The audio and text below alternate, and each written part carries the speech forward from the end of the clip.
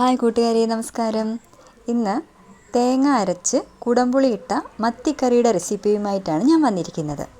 ചോറിൻ്റെ കൂടെയും കപ്പയുടെ കൂടെയും കഴിക്കാൻ പറ്റിയൊരു മത്തിക്കറിയാണ്. അപ്പം നമ്മൾക്ക് ഇതെങ്ങനെയാണ് തയ്യാറാക്കുന്നതെന്ന് നോക്കാം.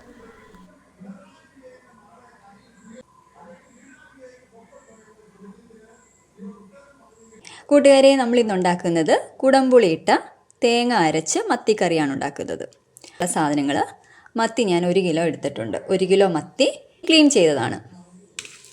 പിന്നെ ചെറിയുള്ളി, ഇഞ്ചി, ഒരു 5 പച്ചമുളക് നടുവേക്ക് കീറിയത്.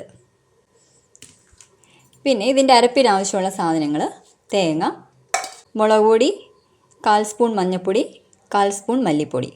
ആദ്യം നമ്മൾ തേങ്ങയും മല്ലിപ്പൊടിയും മല്ലിപ്പൊടി ഇത് മൂന്നും കൂടെ അങ്ങ് അരച്ചെടുക്കാം. മിക്സിയുടെ ജാറിലേക്ക് തേങ്ങ എല്ലാം ഇട്ട് കൊടുക്കണേ. കൂടെ ഈ പൊടികളെല്ലാം ചേർത്ത് കൊടുക്കാം.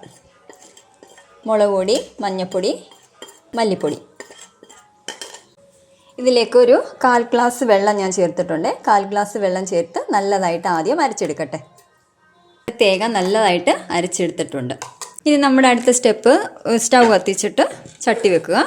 ചട്ടി ചൂടാക്കിയിട്ട് നമുക്ക് വെളിച്ചെണ്ണ ഒഴിച്ചു കൊടുക്കാം കേട്ടോ. ആവശ്യത്തിന് എണ്ണ ഒഴിച്ചു കൊടുത്തു.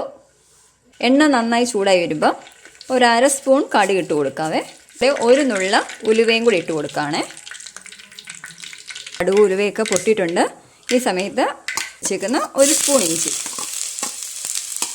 നമുക്ക് ചെറിയ ഉള്ളി അരിഞ്ഞ് വെച്ചതും കൂടി ഇട്ട് കൊടുക്കാം. കൂടെ ഞാൻ 5 പച്ചമുളക് കീറിയത് ഇട്ട് കൊടുക്കുന്നുണ്ട്. ഇതെല്ലാം ചെറുതായിട്ടൊന്ന് മൂത്ത് വരട്ടെ. ഒത്തിരി മൂപ്പിക്കേണ്ട ആവശ്യമില്ല, ചെറിയ രീതിയിലൊന്ന് മൂപ്പിച്ചെടുക്കുക. പക്ഷേ കറിവേപ്പിലയും കൂടെ ചേർക്കുക. ഒരു 2 മിനിറ്റ് ഇട്ട് മൂപ്പിച്ചാൽ മതിയേ. കുടംപുളി ഞാൻ വെള്ളത്തിൽ കുതിർക്കാൻ ഇട്ട് വെച്ചിട്ടുണ്ടായിരുന്നു. ആ കുടംപുളിയും കൂടെ അങ്ങ് ചേർക്കുവാണ്.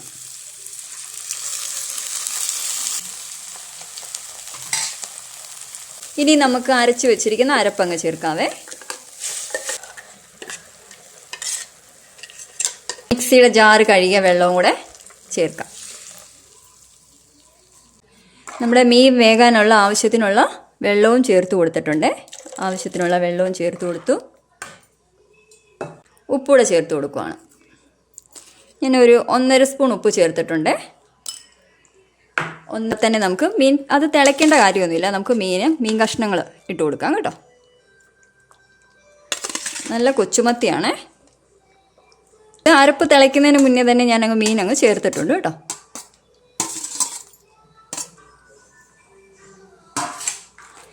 നല്ലപോലെ ഇളക്കണം.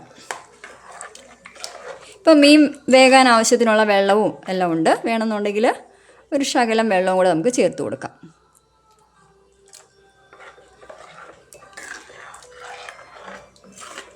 ഇനി നമുക്ക് അടച്ചു വെച്ചങ്ങ് വേവിക്കാം.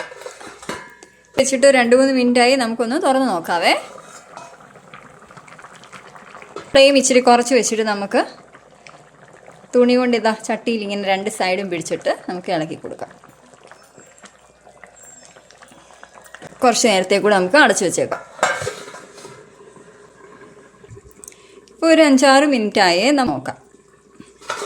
മീൻകറി നല്ലപോലെ വറ്റിയിട്ടുണ്ട്. അതുപോലെ നല്ലപോലെ വെന്തിട്ടുമുണ്ട് കേട്ടോ. ഇതാ നമ്മുടെ മീൻ ഒന്നുകൂടെ ഒന്ന് ഇളക്കി കൊടുക്കാം. ഇതാ നമുക്ക് ഒരു കഷ്ണം മീൻ എടുത്ത് നോക്കാം വെന്തിട്ടുണ്ടോ എന്ന്. ഇതാ മീനൊക്കെ നല്ലപോലെ വെന്തിട്ടുണ്ട് കേട്ടോ. നല്ല കുറുകിയ ചാറുള്ള മീൻകറിയാണ്. എണ്ണയൊക്കെ അതാ നല്ലപോലെ തെളിഞ്ഞു വന്നിട്ടുണ്ട്. ഇനി നമുക്ക് വേണമെങ്കിൽ ഈ സമയത്ത് ഇച്ചിരി ഉപ്പൊക്കെ വേണമെങ്കിൽ ചേർത്ത് കൊടുക്കാം.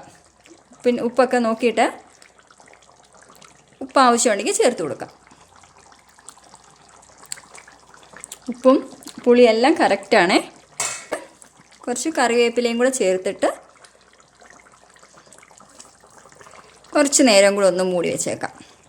നമ്മുടെ മീൻകറി എല്ലാം റെഡിയായി കേട്ടോ. കുറച്ച് കറിവേപ്പിലയും കൂടെ ചേർത്ത് വെച്ചേക്കാം. 5 സെക്കൻഡ് കൂടെ ഒന്ന് അടച്ചു വെച്ചേക്കാം. ആ കറിവേപ്പിലയുടെ മണമെല്ലാം മീനിലോട്ടൊക്കെ ആകാൻ വേണ്ടിയൊക്കെയാണ്. ഇപ്പം നല്ല മീൻകറിയുടെ മണമൊക്കെ നല്ലതായിട്ട് വന്നു തുടങ്ങി.